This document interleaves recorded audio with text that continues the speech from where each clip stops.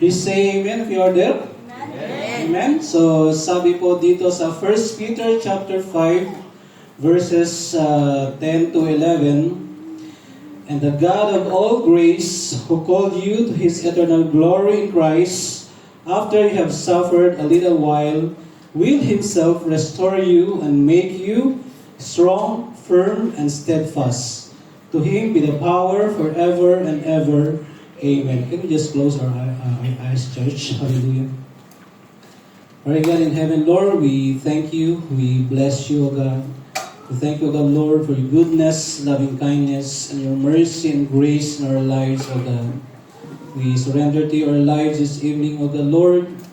We pray, O God, Lord, that you cleanse us, sanctify us by your blood and your word, O God, in the name of Jesus. Lord, saturate our hearts this evening, O God, Lord, even as we hear from you, O God, to listen to you in your word, O God, in the name of Jesus. Decrease me, and let your name be increased in our midst, O God, in the name of Jesus. Bless even your people, Father God, Lord, and even those who are tuning in right now, O God, Lord, in the platform, O God, to hear your word, O God, in the name of Jesus. We continue, O God, Lord, to bless this place. Saturate this place, O God, Lord, with your most precious blood and your holy presence, O God, through the power of the Holy Spirit, O Lord. We thank you, God. We bless you. We honor you. In Jesus' name we pray. Amen and amen and amen. So please all be seated, church. Hallelujah. We thank God for the life of our music team. Amen. Purihin po ang Panginoon. At tunay nga na napakabuti po ng ating Panginoon. Amen. And the very word that we are going to discuss tonight, amen, sabi po ni Brother Alvin kanina, by the way, let's just give a clap of praise sa buhay po natin music team. Talagang napaka-powerful na po ng ating mga worship leaders together with their backups sa mga instrumentalists. Talagang nag-level up na. Amen. And soon you're gonna have your own disciples too. Amen. So, purihin po ang Panginoon. Sabi niya kanina ng ating kapatid, whatever you're going through, whatever your problems, amen, tonight, amen, that God is always there, amen. And God is always there, amen. His greatness, no one can fathom, amen. And the message that we are going to tackle today is found in 1 Peter chapter 5, verses 10 to 11. Makita po natin that in this very word, sabi niya doon, and the God of all grace, who called you to His eternal glory in Christ after you have suffered a little while, will Himself restore you and make you strong and firm and steadfast. To Him the power forever and ever. Amen. And the title of the message tonight says, will be, after you have suffered a little while. After you have suffered a while. Amen. So life is filled with seasons of suffering. When we look at the situation, especially in our place, in our country, in the Philippines, we could see people are suffering because of those mga nangyayari sa ating paligid. People are being devastated with floods, typhoons, earthquakes. So we could see people are suffering. There's no food, there's no clean water to drink. Here we could see that Peter wrote these words to believers who were under persecution. Those believers are tired, believers are hurting, questioning how long their pain would last. When you look at those people in our country, you will have that compassion when you look at them. Amen. Seeing their losses, they lost their loved ones, not only in their properties, but even their loved ones. Here, yet in this passage that we're going to discuss tonight, God reminds us that suffering is temporary, but His glory is eternal. So may this message, even those who are tuning in the platform right now, may this message brings you a renewed hope, peace, and restoration. Amen. And we're going through word by word in this passage. It says there, the first point is, and the God of all grace. Amen. Nakikita niyo po? Were you able to see it? Malinaw po, no? Wala naman tayo. So, magtagalog tayo. So the first point here says, the God of all grace. And the God of all grace. Pag sinabing grace, ano ba yung sabihin nun? So sabi niya dito, grace is that God giving us what we do not deserve. That is grace. God is giving us, sabi niya dun, what we do not deserve. It's unearned favor, kindness, and help towards us even though we do not deserve it. Amen? So, sabi niya dito, and the God of all grace. That means that God is not limited to a one type of grace. Sabi niya dito na, the God of all grace. It means that our God is not limited to one type of grace. Amen? He has that saving grace. Ano po sabi sa Bible sa Ephesians? For by grace you have been saved through faith and not by works, so that no one could boast. And that is a saving grace. Also, our God is having that. He's giving us that sustaining grace. He sustains us. Amen? He's giving us that strengthening grace. Ano po sabi doon sa Philippians? Sa Philippians ba yun? Ano sabi niya doon? Yung strength? I can do all things through Christ who strengthens me. And that is a sustaining grace of the Lord. And even in this very passage, God is giving us that restoring grace. Amen. Sa ating bansa po mga kapatid, especially those who are being devastated by typhoons and floods, they needed a restoration. Amen. And even for us, even right now, we need a restoration of our health. Sino po dito yung mga nagkasakit? Amen. You feel weak during the week.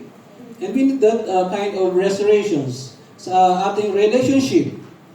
We need restoring grace of the Lord. Amen. So, sabi niya dito, every help, every blessing, every strength, those comes from the Lord. Amen. And He is not a God of some grace, but He is the God of all grace. Ayaw po. Saan ko ba yan to? Sorry. Ayun. So He is the God of all grace. Amen. So whatever your trial is, there is a grace tailor-made for it. You might feel broken. Amen. Sino dito ang broken? So if you are broken, there is a grace of the Lord to rebuild you. Amen. If you are broken, there is a grace of the Lord to rebuild you. Amen. You might feel weak, but there is a grace of the Lord to renew you. Ano pong sabi sa Isaiah? They that wait upon the Lord shall renew their strength. Amen? And that is the grace of the Lord. So He is a God of all grace, not just some of few grace. Sabi doon, God of all grace. Kaya sabi doon, na-emphasize po doon yung all. A-L-L. All. He has a saving grace. Amen? If you have not received the Lord as your personal Lord and Savior in your life, then it's an opportune time for you to come to the Lord and receive Him as your personal Savior. He gives us also the sustaining grace, strengthening grace kapag ikaw ay nangihina. Amen? And even the restoring grace. And I believe all of us needs that restoration. Whether it will be strength, whether it will be health. Amen? And sa Pilipinas po, ang dami po nangangailangan ng lahat ng mga ito. This grace that comes from the Lord, and He showers it to all who calls upon the name of the Lord. And this means that when we say the God of all grace, God understands the very weakness that we had. He understands the very weakness that you had. He provides strength whenever we are suffering.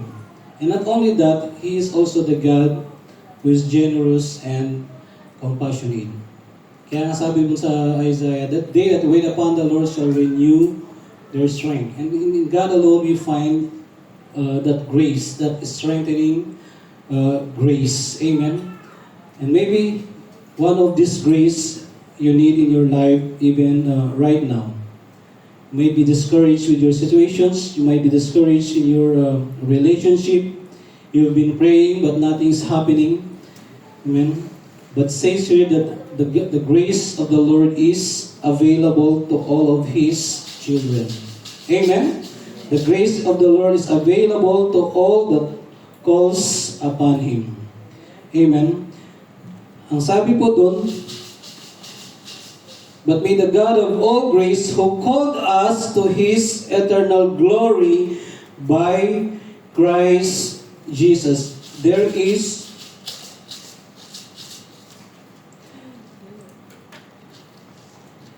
who called you to His eternal glory in Christ, as it says. And this calling is not a temporary. It is eternal. Who called you? Sino ba yung tinawag? Ikaw. Amen? While the world may call us to positions or pleasures or earthly gains, you know, the world says always that when you look at the Facebook, you know, ano yung mga kadalasan nakikita po natin sa Facebook? Fineflex yung magarang bahay, o fineflex yung posisyon, or fineflex yung katanyagan. But here, sabi niya doon, who called you to His eternal glory, that this calling is something that is eternal. And God is calling every believers, you and I, to something that is eternal. Hindi lang po yung pansamantala, not only that, because the world is calling, you know, when you look at the world is alluring us for something that is temporal. Sabi sa Mark chapter 8 verse 36, wala po dyan sa slide. Mark chapter 8 verse 36, for what profit a man if he gains the whole world and yet he loses his soul? Amen? Mangkin mo man ang sanlibutan, ngunit ano na naman ang mangyayari sa iyong kaluluwa?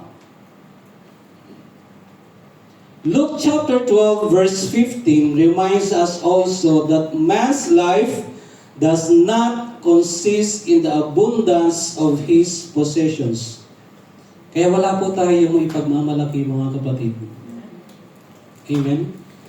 And that is not what we are being called to. Because we are being called to His eternal glory in Christ. Kaya, your current trial, whatever your challenges, this trial cannot cancel your eternal calling. So even if you are suffering, maybe you are suffering in a broken relationship, that problem, that suffering cannot cancel your eternal calling. As long as you remain in Christ, you are still walking in the path of glory. Romans chapter 8 verse 18 reminds us, can you just, andun po pala.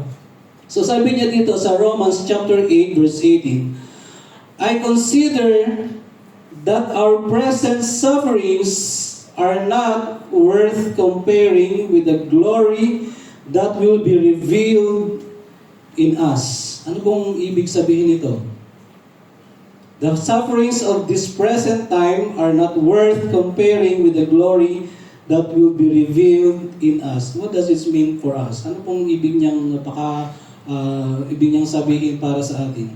God has given each and every believers a permanent calling. Ito po yung tinatawag na permanent calling. to share His glory through Christ. Amen? Kaya, each and every one of us, we had that permanent calling. Amen? Our salvation is not temporary. The salvation that we receive, the moment we walk with Christ, the moment we accept in Christ, our salvation is not temporary. That is eternal. And this eternal glory in Christ na sinasabi dito, God has prepared a future for us. Amen? So, time will come, amen. You will share in Christ's victory, honor, and eternal life. And that is something that we are being called for. Amen? That we will share in Christ's victory, we will share in Christ's honor, we will have that eternal life. And that is the permanent calling that you and I, we as a believer in Christ, is being called for. Kaya, you may be suffering right now. Those who are tuning in right now in the platform, maybe in the Philippines right now, I would like to encourage you, brothers and sisters, that your suffering is temporary. Amen? Our suffering is temporary, but your glory in Christ is eternal. And that is something that will never be taken from you. And let's this be a reminder for you and I, church, amen, this wonderful calling that we have in Christ. Kasi minsan nakakalimutan natin, especially when we are bombarded with this kind of situation. When I look at the Philippines, those who are being affected by typhoons, those who are being affected by floods, you'll never know. There are those, of course, people there who are believers as well. Believers or not believers, they need this kind of hope. Amen? They need this kind of hope. That's why it is my prayer that even right now, when they look at this message, even right now, it's our prayer that God will continue to touch them. Amen? And we as a believer, we have the responsibility even to share this wonderful calling that we are being called. They too are being called in this wonderful calling. Amen. Because no one is exempted. Whether you are a believer or whether you are not a believer, believer or unbeliever, we all experience this kind of sufferings. And this, the very word of God in Romans 8:18, tells us that our present sufferings is incomparable to what has been reserved for us. Amen? Amen?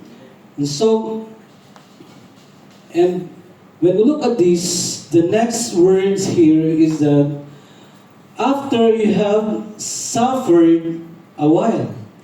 Take note of the very word, yung sinasabi niya dito, na after. Sabi yun, the word after. Here we find Peter, ang sinasabi niya dito, Peter is saying that suffering is real. Amen? Sino dito ang hindi nakaranas ng suffering? Oh, lahat tayo nakaranas? So we all experience suffering. Sabi ng Bible, in this world you will have trouble. So no one is exempted. Amen? Kaya dito, here we could see Peter acknowledging that suffering is real. Amen? It's real. But there is a but. Ang sabi niya dito, but calls it a little while. Amen. It calls it a little while. Ano ba sa Tagalog, a little while? Sino dito yung may Tagalog translation? Can you just read this in Tagalog translation, please? Sige, Tagalog translation. Can you just open your Tagalog translation, please? So we could see here that as Peter acknowledging that suffering is real, but he calls it a little while. Why? Because as compared to eternity, your suffering is short. Naalala ko po yung a woman who was bleeding for 12 years. Short pa pala yung 12 years. Ang haba-haba naman. You know, while meditating this message, it came to my mind that a woman who was bleeding for 12 years, seeking a healing. And yet, sabi niya dito, after you have suffered a little while. That makes sense na it compared to eternity, your suffering is short. Our suffering is having a time limit. Amen? Suffering has a time limit. Hindi naman po so habang buong taon bumabagyo sa Pilipinas. Sa Isabela po, lagi kami binabagyo doon ng every year. Binabayo po kami ng bagyo. Pero hindi naman na buong taon bumabagyo. So suffering has a time limit. As compared, amen, sabi niya doon, it's a little while. It's a little while. Meron na bang nakaano ng Tagalog translation? Compared to eternity. Mahal ko, meron kong Tagalog dyan, di ba? You are not, speaking. Can you just read it for us aloud, please? Tagalog. Nakikita mo ba, maliliit yung Sige, wag na. So trials, listen church, this one, hear this church. Trials do not last forever. Amen? Do you agree with that? Amen. Trials do not last forever. Pero minsan, alam mo minsan ang pagsubok, parang ulit-ulit lang yan eh. Na-encounter mo ngayon, at some other point of time, may encounter mo ulit. Ha? Next week ulit. O dito, ano yung lagi na-encounter natin dito? Minsan dumadaan tayo sa Petya de Peligro. Ano yung Petya de Peligro? Yung lalo na pag third week of the month. Petya de Peligro. Sabihin sa inyo, Mami, padala ka naman ng allowance namin. Petya de Peligro din sila doon. Pero dati padala ka naman ng allowance. So here we could see that God allows trials not to destroy you. Amen? God allows trials not to destroy us. Why God allows trials? Sabi po ni Pastor nung nakaraan. Di ba, affected yung mga tayo ng bagyo. It doesn't mean that those who are being affected by typhoon, sila yung mga makasalanan. At hindi yung mga binagyo, sila yung matuwid. Because trials, everyone will experience it. Sufferings, everyone experience it. But God allows trials not to destroy us, but to develop us.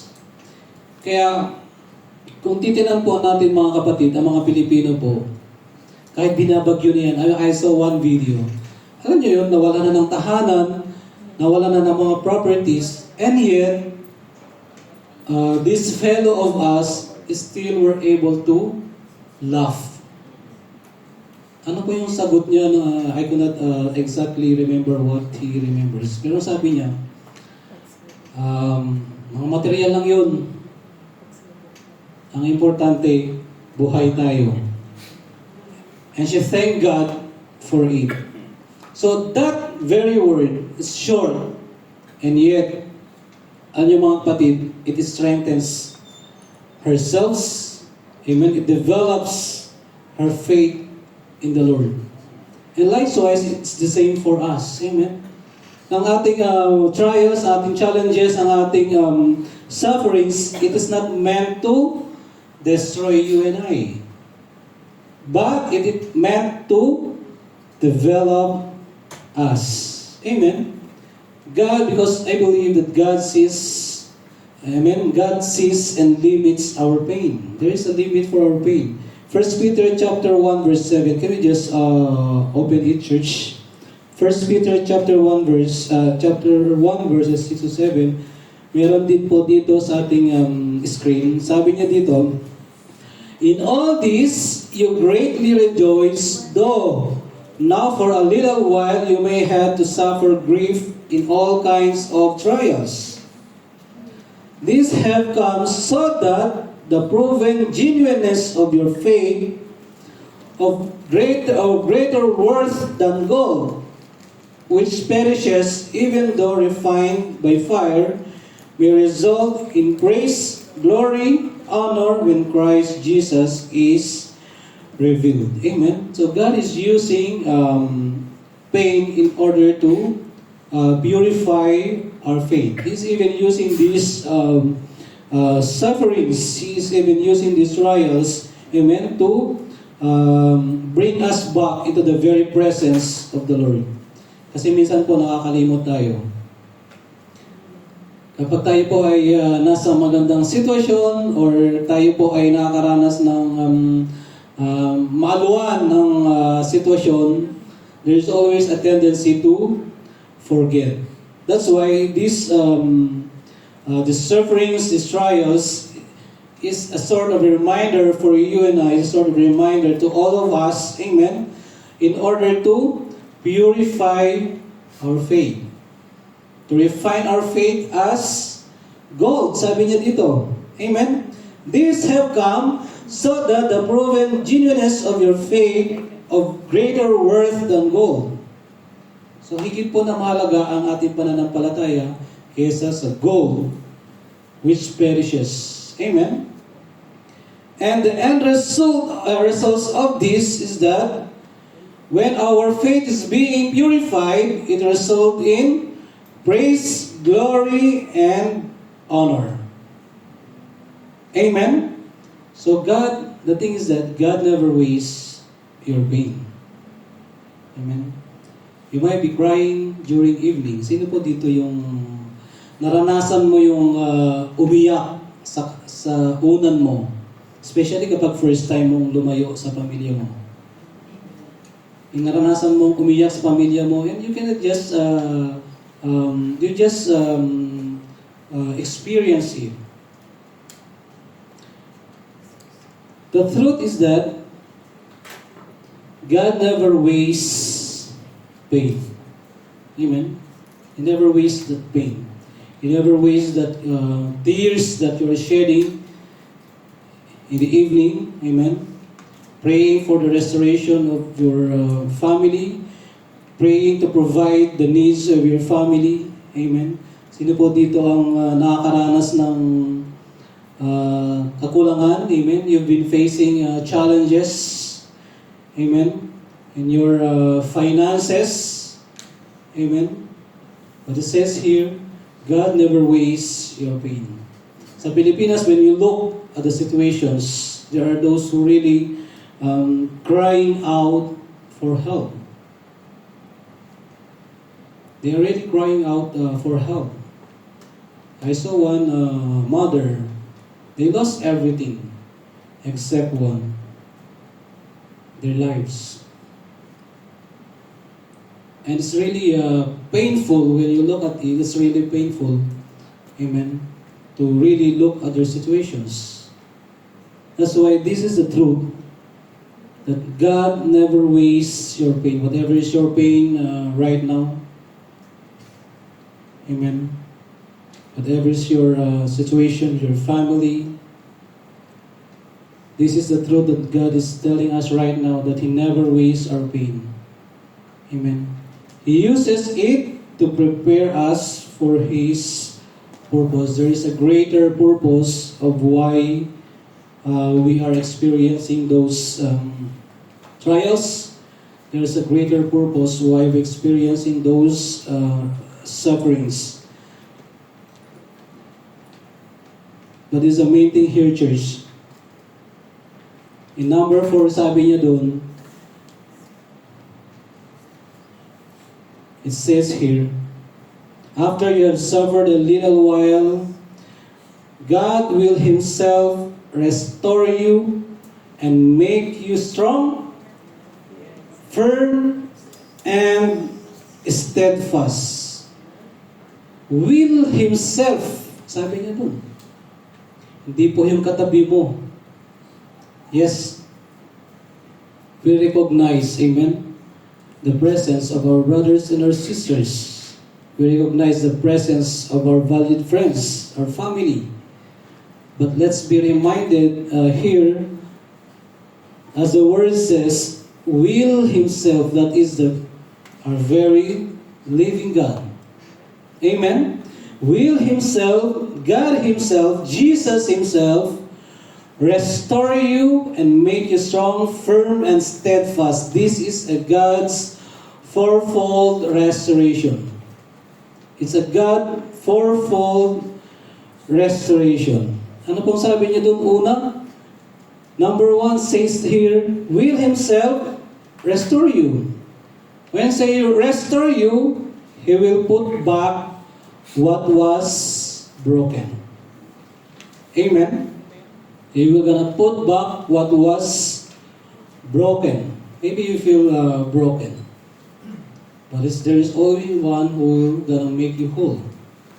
It's Christ. Amen? You may be needing healing. Or maybe you are lost. But it says here, He will gonna restore you. He will make you strong. Amen? How many of us here is needing an inner strength? Amen? Maaari mo kita yung kapatid mo, hindi, kaya niya yan. Malakas sa outside. But deep in the inside, the strength is fading. God Himself will make you strong. Amen? He will give you an inner strength. He will give you a power to stand. Amen?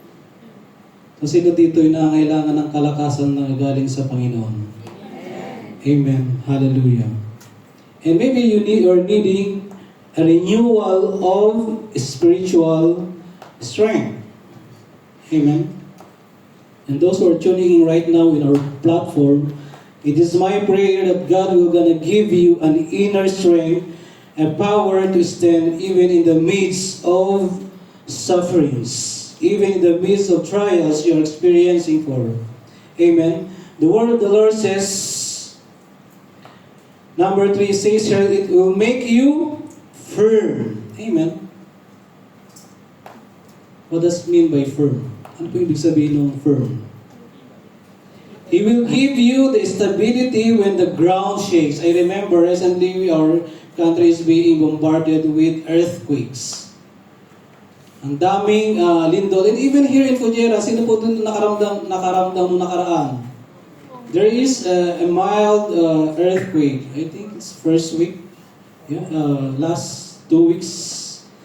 So here is a fourfold restoration of the Lord, that He will make you firm, that is giving you stability when the ground is shaking, laying a strong foundation in your life that cannot be shaken.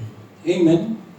It is only in Christ that we can lay a strong foundation in our lives. Have you remembered the word in the New Testament? Amen. Build your life upon Christ, not in the sun. Amen. Ano yung sun? Ano yung nire-represent ng sun? Yung fame, yung power, positions. Those are a sort of a sun, which is temporal. Amen. It is only in Christ that we can build a strong foundations that will never be shaken. Amen. Kahit pa yan magkalindol-lindol na yan, kung mayroon kang Kristo sa buhay mo, you're gonna stand out. Amen. Kahit pa walang laman yung bulsa mo, at the moment, ikaw ay naniniwala that God will always provide. Amen. Alam niyo mga kapatid, di ko pa alam kung paano ako binakasurvive for the last Since dumating kami, kasi yung budget talagang super tight talaga yung budget. But God is always providing. Sabi ko nga sa misis ko, when we talk at the evenings and see how God is blessing us. You know, He's using some people, even like when I just talk about what we're going through. And there are people who really lending a helping hand. And I really appreciate how God moves. Amen? Kaya, wag po tayong manghina mga kapatid. Amen? When we're going through health issues, we can lay a very strong foundation in our health. Amen? Through Christ alone. Sabi ng Panginoon, by His stripe, we are healed. Amen? By His stripe, we are healed. Ang pasabi sa provisions, when we are needing a provisions, and my God shall supply all your needs according to His glorious riches in Christ Jesus. Philippians 4:19. You know, there is a power in our declaration. At times po, may mga time na pagkakataon na I'm being a kind of a negative, nagiging negative din ako. But my wife is reminding me, di ba sabi mo dapat positive ang declaration? Ako nga, no? It's a reminder. Amen? So, He makes us firm. Amen? He will gives us the stability even when our ground is shaking. Maybe you have heavy issues with your work, sa trabaho. Or minsan, hindi yung trabaho yung katrabaho.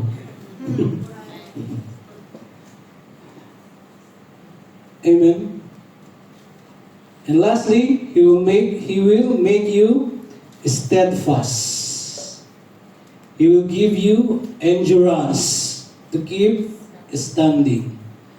Amen. So this we could see how God restores us. Amen. He restores you.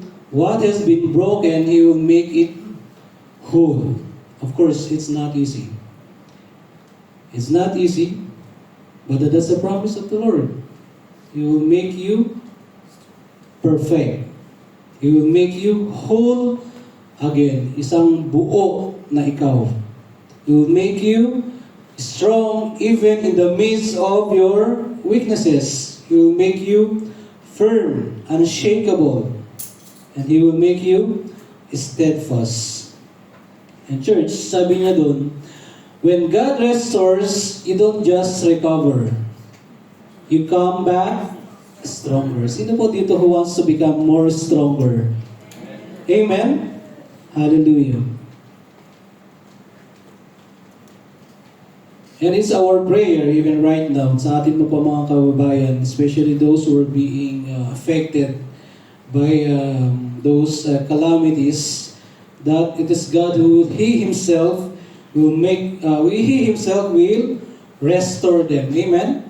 He Himself will make them strong, firm, and steadfast even in the midst of this suffering. Amen? That is our prayer. We as the believers and all believers all over the world, amen, that we will become stronger and stronger. Amen? Hallelujah. And the final word of this passage, when it says here, sabi niya doon, but may the God of all grace who called us to His eternal glory by Christ Jesus, after you have suffered a while, perfect, establish, strengthen, and settle you. To Him be the glory and dominion forever and ever. Amen. What will be the end results of these sufferings? Says your church, every trials ends with a testimony. I've seen that a mother, sabi niya doon, yes, we may have lost our house, we may have lost our properties, we may have lost even whatever we have, but we have our very lives, and that is one thing that we are thankful with the Lord. Amen. Every trial ends with a testimony, and that is a testimony of how good this God is. Amen. Every pain should end with praise. Amen. Hindi lang po sa panahon na tayo po ay magpe-praise, sa panahon na tayo ay okay. Amen. Do you remember Job? He has suffered a lot, and yet he never denied the Lord. Amen. The enemy may have meant it for evil. He has been through. Amen. He has been through a lot. When you read the book of Job, how yung pinagdaanan niya po. The enemy meant it for evil, but the Lord meant it for good. The life of Joseph, how he has been through in such a terrible situations, but the Lord meant it for good, for His glory. Amen. Sabi, meron pong kanta dito mga kapatid. I believe the music team is well aware of this song. The weapon may be formed, but it won't prosper. When the darkness falls, it won't prevail. Because the God I serve knows only how to triumph. My God will never fail. I'm gonna see a victory, for the battle belongs to the Lord. Amen? Sabi niya doon, you take what the enemy meant for evil and you turn it for good. Amen? Hallelujah. So whatever is your situations right now, whatever is our situations right now, the enemy may meant it for evil. Sige, bibigyan ko yan ng malaking problema. Titinan nga natin kanyang pananampalataya. But as the song says, you take what the enemy meant for evil and you turn it for good. Amen. There is a glorious purpose in every sufferings. Amen. Kaya ang end po nung passage, sabi niya dun, to Him be the power forever and ever, and that is praise to the Lord. Amen. The application for this, sabi niya dun, praise is the language of faith that believes God will finish what He started. Amen? Amen? May nakuha po tayo mga kapatid? Amen. Hallelujah. And let this be an encouragement for us. A reminder for us that our suffering is real. And yet, this is temporary. Amen? It's temporary. The grace of God is abundant. Amen? You can always run unto God, come to Him, because His grace is abundant. Amen? He has all that grace for us. His saving grace, His sustaining grace, His strengthening grace. And we can have this confidence that the glory is eternal because God called us to it. He's calling us to eternal glory. And God Himself, amen, the Lord Himself will rebuild you. And take note of this, church. You may feel broken, you may feel weak, but it says here, God Himself will rebuild you. God Himself will strengthen you. And God Himself will secure you. Amen? It says, trials produce a stronger, a deeper faith. And this should be the results of when we pass through trials. Trials are not meant, amen, to discourage us. Yes, we may be discouraged because tao tayo eh. And yet, when we have Christ in our lives, know and know that trials are meant to deepen our faith in Christ. Amen? And God is faithful to finish what is started unto us. Philippians chapter 1 verse 6 says there, He who began a good work in you will carry it unto completion until the day of Jesus Christ. So hold on to our faith, church. Hold on to our faith. Amen. And in conclusion, it says here, whatever seasons you are in, I don't know what seasons you are in right now. And those who are tuning in right now in our platform, you may be in a season of hardship. You may be in a season of losing your loved ones. Or you may be in a season of waiting for a restoration. But remember this, grace brought you in. Amen. We have the grace of God to sustain us. And the glory of the Lord awaits us. The Lord Himself will restore you. So keep standing, amen? Keep believing, as the word says. And it's very important, church. Keep praising. Keep praising the Lord even in the midst of trials. Sing a song of praise. Utter a word of prayers. Because after you have suffered a while, as the word says, your suffering is not permanent. It is temporal. And the God of all grace will make you stronger again. Amen. Can we just all stand, church? Hallelujah.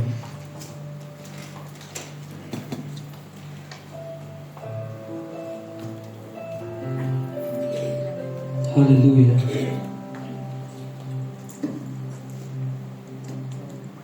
And it's my prayer for those who have tuned in our platform right now. Wherever you are right now, wherever you're sitting right now, wherever you're standing right now, may this word of the Lord brings you a renewed hope, a renewed strength, a restoration in what you're going through right now. Church, let's come to the Lord in prayer. Hallelujah. Let's come to the Lord in prayer right now, church. Hallelujah. The Bible says, rejoice with those who rejoice, and mourn with those who mourn.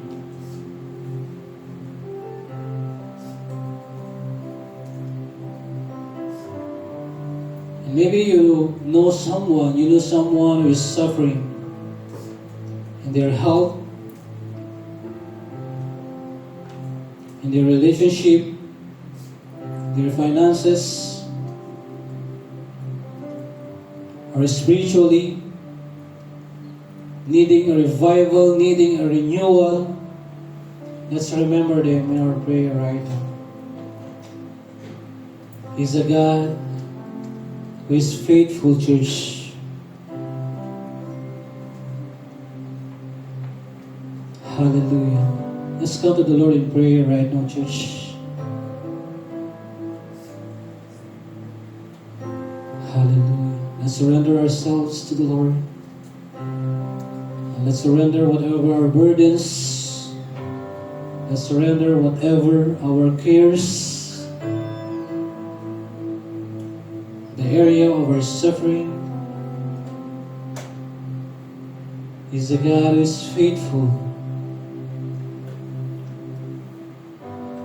And we are on the victorious side because He is victorious and has won the battle for us. Yes, the enemy may meant for evil, but as a promise of the Lord says, He will cause all those sufferings, trials, to cause it for our good. that His name will be glorified. Hallelujah. Can you just sing this?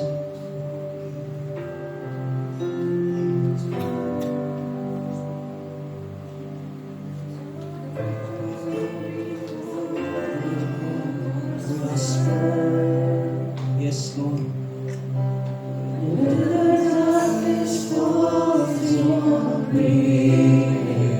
Yes, Jesus.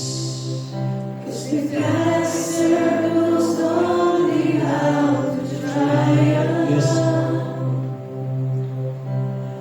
My God will never fail. Yes, Jesus. Yes, my God will never fail. I'm gonna see a victory. I'm gonna see a victory. For the battle belongs to you, Lord. I'm gonna see a victory. I'm gonna see a victory. For the battle belongs to you, Lord. There's power in the mighty name of Jesus. Yes, Lord, hallelujah. Yes, church, there's power in the name of Jesus. Everybody whatever war you're experiencing right now, hallelujah. Oh, yes, Lord. Every giant you're facing, church, hallelujah. He's a God, hallelujah. He's a God who never fail us, church, hallelujah. Oh, yes, Lord. Oh, yes, Lord. I know that Lord. Oh, hallelujah. Yes, oh, church, victory. Yes, Lord. Belongs to you, Lord. I'm gonna see a victory. I'm gonna see a victory. For the battle belongs to you, Lord.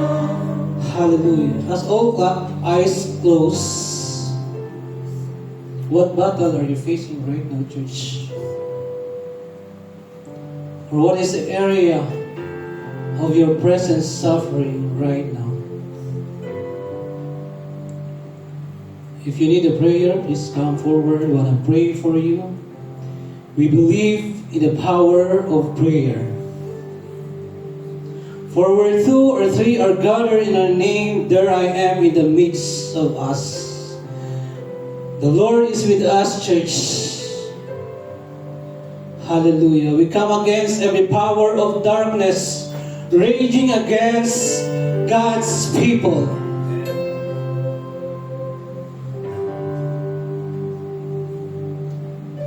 And if you're believing for something, church, let's come together in prayer. For I know that God listens. Is there anyone here who wants to be prayed for? I don't know is the area of your struggle in life, but the Lord knows it well. You might have a desire in your heart right now, and the Lord is faithful in His word. He is a God who is faithful.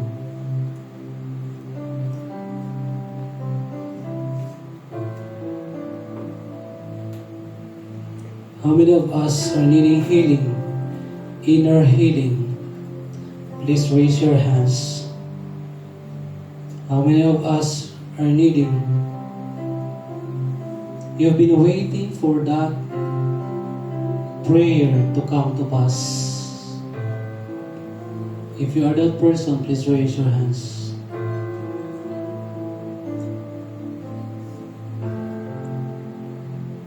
You have been waiting for deliverance against financial burdens, financial bondage. If you're that person, please raise your hands.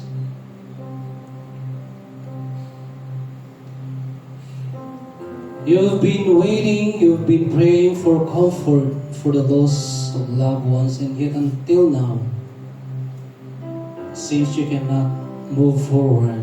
If you're that person, please raise your hands. Thank you, Lord. You have been praying for a child, and yet it didn't come yet. And if you're that person, please raise your hands. Hallelujah.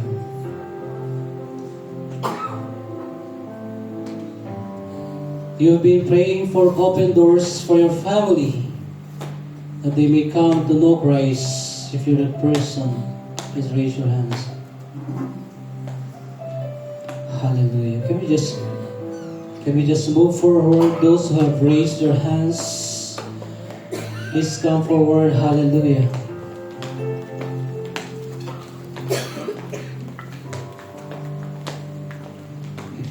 Hallelujah. The Bible says, let us therefore approach the throne of grace, that we may obtain grace and find help in times of needs. Hallelujah. Can I have all the leaders, please?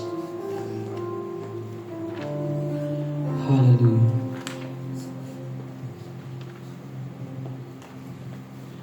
Father God in heaven, Lord, we come before your throne right now, O God. You have seen the cry of your people right now, O Lord. We know, God, that you are a faithful God. Lord, as we come before you, we humble ourselves, O God, Lord, O God. We repent of all sins, O God, sins of omission and commission.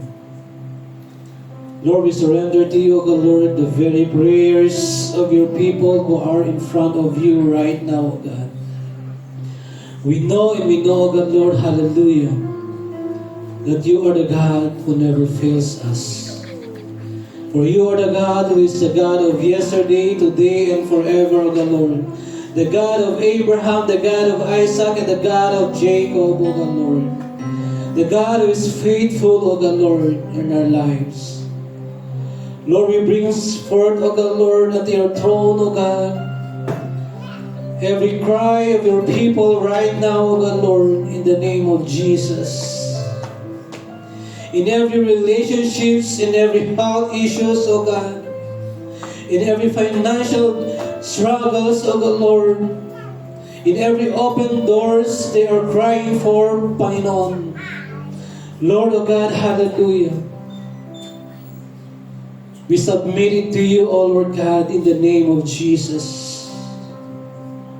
Lord, hear the cry of your people right now, O God, Lord, who is here in front of you, O God, Lord.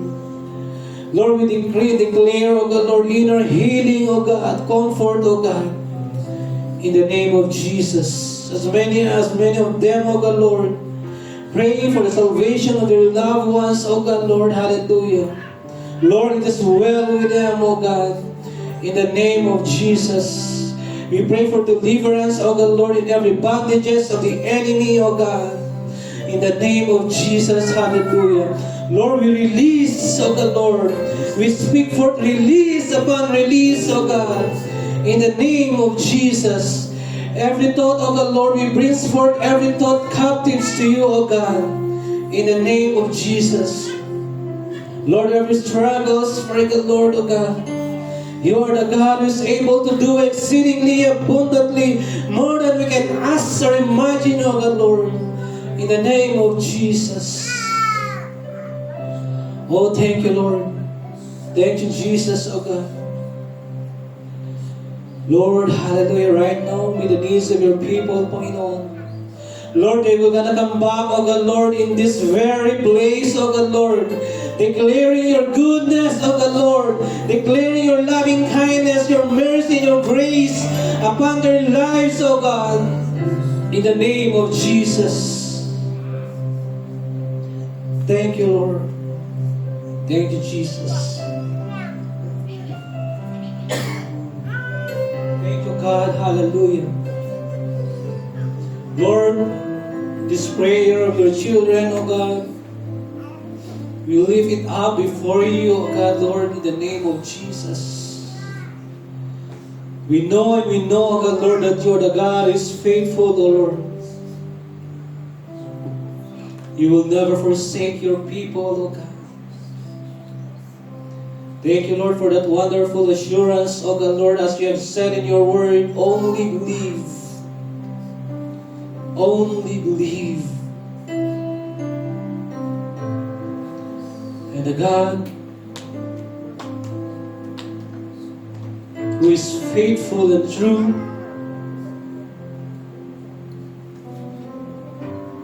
shall guard our hearts and perfect that which concerns you.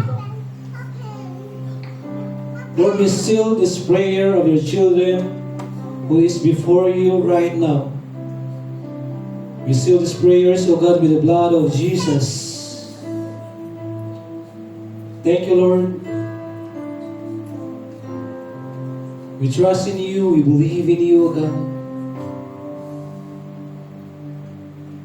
And we ascribe to you, O God, glory, honor, and praises. Your people, for the Lord, O God, is set on the rock, on a foundation that will never be shaken, and that is Christ Jesus, our Lord. Thank you, God. Thank you, Lord. Bless them, even as they go forth, O God, Lord, in their walk with you, O God. Thank you, Lord. We bless you. We ascribe to you glory and praises. For in Jesus' mighty name we pray. Amen and amen, amen. Hallelujah. Let's pray. Father in heaven, Lord, we thank you. We bless you, God. Hallelujah. We give you praise. We give you glory, O God. Thank you for moving our midst, O Lord. To you alone, O God, be the highest praise and adoration. For in Jesus' mighty name we pray, and all the saints will say, Amen and amen and amen.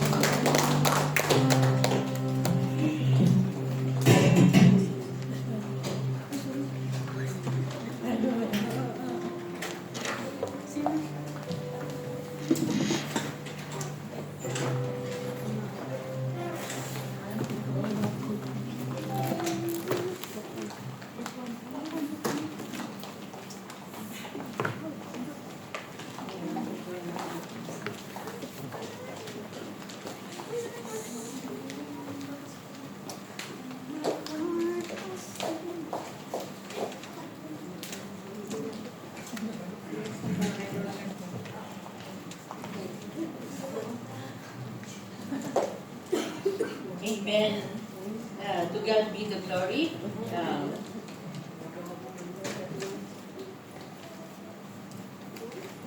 We thank God for the life of our faithful pastor.